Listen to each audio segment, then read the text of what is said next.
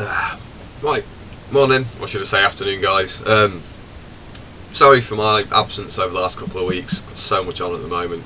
Shop's getting busy, busiest time of the year being Christmas and all that, so hopefully going to be doing some more videos before Christmas, but time is running out. I haven't got time to do most of the things I do at the moment. I've just taken on another workload. I'll tell you more about that in a moment. So last night was the November meeting of the Nottingham Pipe Club. Pretty good turnout for a miserable evening. 20-25 people, a couple of new faces. Yeah, everybody had a good laugh. It was typically a good night. The beer flowed, the smoke billows out, fills the beer garden. It is a fantastic night. Any of the guys from the Lincolnshire Poacher are watching, thank you for your hospitality again. Much appreciated. So last night's Pipe Club, I'll take you through the tobaccos we had. I'll start with one of the more lighter mixes we had last night, Orlick's Golden Slicers. This was gorgeous, as far as a light Virginia flake goes. Flavours, I mean, very subtle citrusy, lemony, dry grasses. Smoke's got a lovely sweetness to it. It does get a little bit hot if you pull at it too hard, but as long as you pack it and you break it up right, quite thick chunks I left and a nice fine primer on the top sort of thing. Flavours are beautiful. I do have one issue with these style, just gold Virginia flakes, too light for me. They I love the subtle nuances and the little undertones of flavour you get with them, but for a light smoke, for a light smoke, it's awesome. Stronger tobacco. I like things with a bit more flavour to it, really. We also had some of Peterson's Nutty Cut. I reviewed this when it came out last month. This is beautiful. This went down a storm. Quite a lot of you really enjoyed this. I know AD over at 80's Pipes wasn't a big fan of it, but it went down well with a lot of other people. We also had some Ashton's Winding Road. This tobacco, I'm a bit, I don't know. I personally didn't try it. The few people who did didn't really seem to be enjoying it too much. It's just one of those tobaccos. It's half aromatic, half Virginia English style. I don't know. These tobaccos have their place, I guess. Even I make my own take on this style of tobacco, the Trent mixture. Trying to lure people from one side to the other. It's, I don't know, has its place, but it's not a tobacco for me. So chances are I won't actually even get around to trying it. I should do. We also had some Samuel Gowers Fire Dance Flake. Now, I tried this again. AD over 80's Pipe didn't get on with this too well. Isn't it amazing having different taste buds to other people? But this stuff smells amazing. Oh, it's black currant, brandy and vanilla. Oh Jesus. The flavours are gorgeous. I believe I did review this.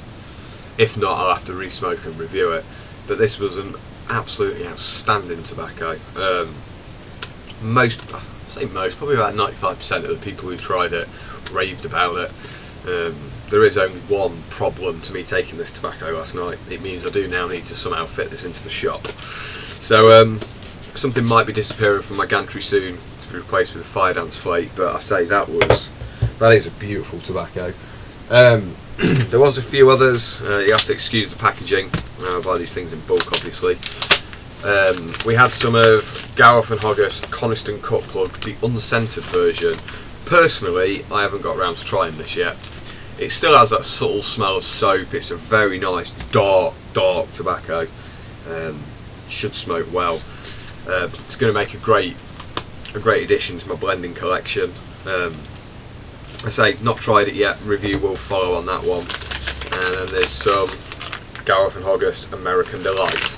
Now this is one of their classic American blend aromatics. Never tried it myself before.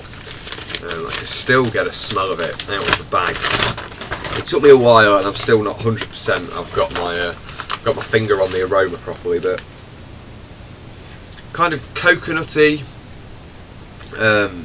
very very coconutty, very tropical fruits.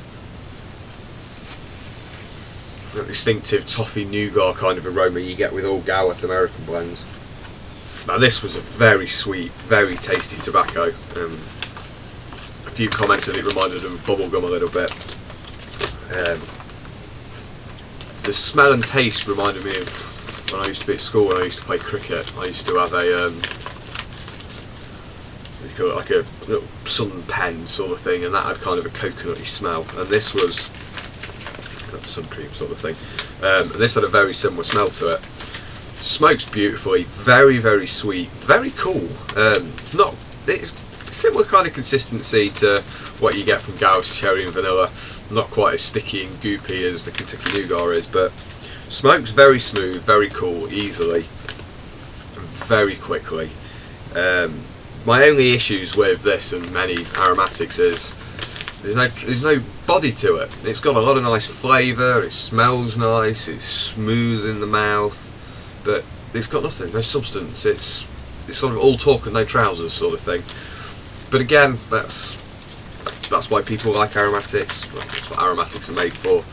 So me personally, be a nice sweet smoke in the morning if you're stuck with some people who are kind of non-smokers and things like that. But no, that was a gorgeous tobacco, the American Delight. And the other one, which I don't have any packaging on me to show you, some of the McClintock Syrian Latakia, and oh god, that was awesome. Big, bold, meaty, beautiful Latakia blend. Burnt smooth and cool. The flavours stayed fairly robust all the way through, didn't fade away. Did get bitter at the end, but most tobaccos do. But no, McClintock Syrian Latakia, oh god.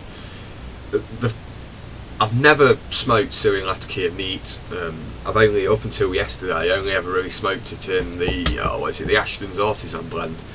Syrian Latakia is very, very rare.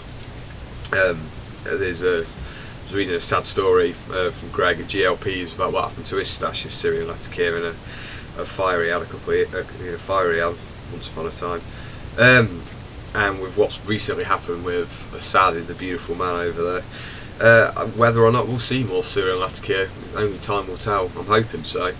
I'd love to be able to get hold of some and do some blends with that. But yeah, McClintock Syrian Latakia back in stock in the UK. It has been out of stock with the suppliers for the last couple of months, but now it's back. Oh god, that tobacco, if you get a chance to try it, give it a try. You like big, strong Latakia blends with power to them. McClintock Syrian Latakia, I can't stop raving about it. It's fantastic. I want to show you one of the pipes I smoked last night. Let's get a bit more lighting on this. I went for a Falcon with a rather funky bowl. So I have my Falcon. I smoked the American Delight in it last night. I quite like it actually. I've been umming and ahhing over a Falcon for years and never actually made the leap, but I'm glad I have. And the bowl, I love this bowl. It looks brilliant. I do have some others in the shop, but brown stem, kind of a golden, silver, yellow and golden bowl. Brilliant, absolutely brilliant. I'm gonna have to start smoking that more frequently, I think. And I finally designated my morale. Smoked some of Chris's Celtic Twilight. The version that Chris makes for himself is slightly different than the one we sell in the shop. Chris has a very long maturation cycle that he uses. It all goes into a humidor, and the tobaccos are just kind of clumped together and left to start breaking down and things like that. So I mean, what I smoked last night had quite a bit of maturity to it. Really, a lot better broken up than what it is when you buy it through the shop. It's just the prepping time of this tobacco. It becomes unfeasible to do it commercially, sort of thing. So, but yeah, in my morale, oh god, smoked beautifully. The balance. I've talked about this pipe too much, I'm going to be quiet. But no, Chris's Celtic Twilight in my morale, and yeah, this is now my unscented Lakeland pipe. It did manage to pick myself up something else quite interesting last night as well. Obviously I work in the trade, I have access to certain things, and a friend acquired something for me. This is McClintock's private composition, their Armagnac, and it's mild aromatic, and it's the best quality leaves hand selected from my experienced craftsmen from the districts of North and Eastern Carolina, Kentucky, the Middle Belt, and comprised of fine aromatic burley and a very small quantity of Turkish and Perican spice. Topped off with an Armagnac case flavouring. I haven't opened this stuff yet. Who I got it from, they think it's about between 11 and 14 years old. So it's never been opened. Got myself 2 tins of this. I'm not going to crack it open quite just yet. I've got a lot of other stuff on the go. I've still got a lot of other things that you lovely people have sent to me that I need to start smoking and get some videos up about them. But I can't wait to try this. If anyone's got any experiences of this McClintock blend, well, let me know. And if anyone else has tried aging it before and it becomes rather rancid after a couple of years, do let me know, because I want to know that I've wasted some money. And then I've got a few other bits and bobs I want to talk about. The end of last night's pipe club was perfect. We left the poacher at about, what time would it have been? Like 11:45. And last night was also the midnight release for Call of Duty Modern Warfare 3. I love first person shoot 'em ups. I have ever since I played Wolfenstein and Doom and things like that when I was a kid. So last night I went and stood in a queue. Took us about an hour to get a copy, and I finally I think fell asleep playing this at about 5 o'clock this morning. Luckily I managed to get myself up to bed, so I've had a couple of hours kip.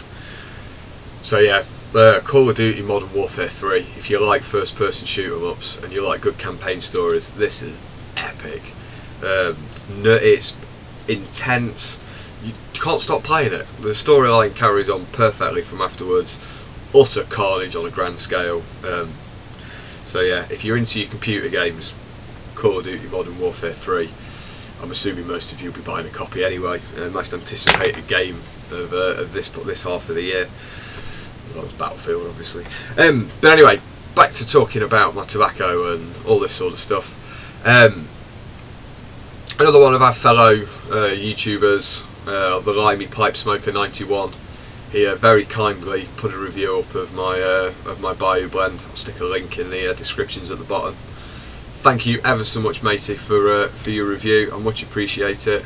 Thanks for your custom as well. Helps pay for me to do these sort of things.